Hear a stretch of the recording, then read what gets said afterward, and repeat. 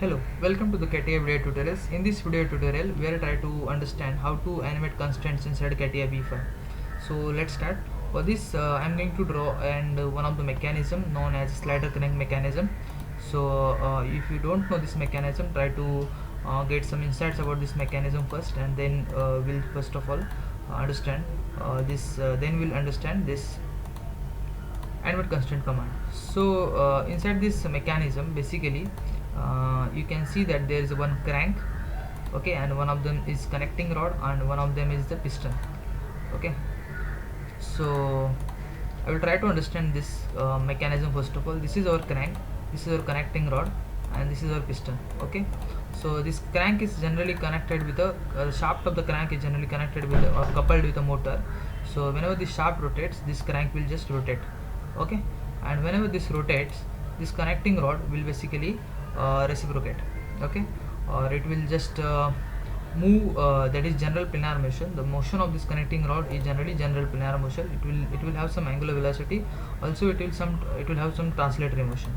So the combined motion is called as general planar motion, and this, because of this piston will reciprocate about this center line, okay. So that's why, so we'll try to now add some dimensions to this mechanism. So first of all, we can use this constraint tool, add the length of this crank to be 250 mm. We can provide any dimensions, it's not necessary to add this dimension. Again, we can directly select this line and add the length, okay, as you seen in previous video tutorials, use of constraint toolbars, and then this rectangle, okay. So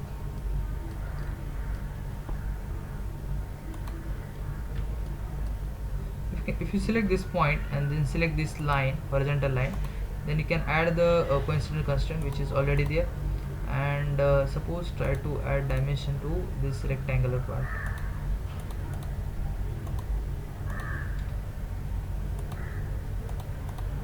Okay, so now if I try to rotate this this crank, you can see that basically this reciprocates, the piston will reciprocate, and this connecting rod is under the general planar motion. Now we'll try to understand how we can animate this constraint using CATIA V5, okay. So for that, we have to add the angle between this horizontal as well as this crank. So we'll take this constraint option, and we'll add angle in between them, okay. Now here at the bottom you can see this edit multi constraint, and above that you can see animate constraint command.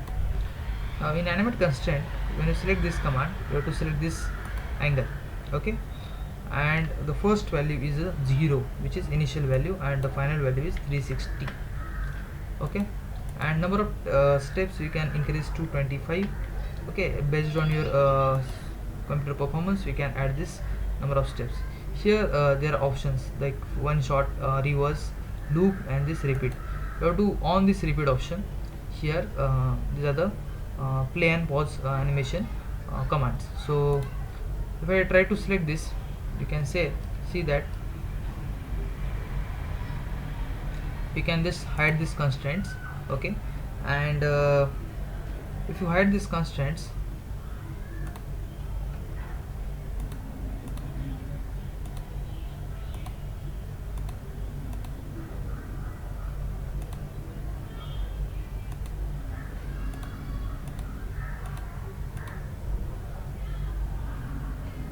we can see that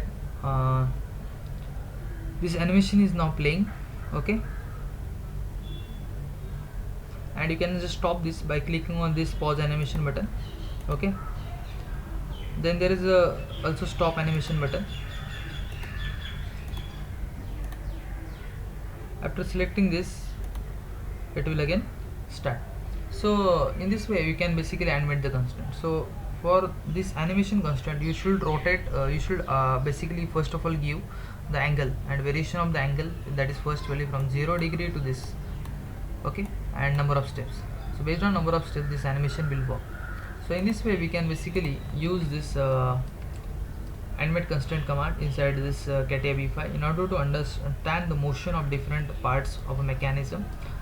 And before that, we have to first fully define this sketch. As you can see over here, this sketch is now fully defined.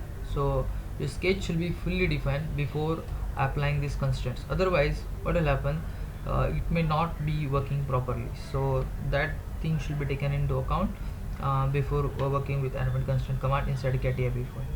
So that's all in this video tutorial. In our upcoming video tutorial, we are going to see more commands on CATIA v5.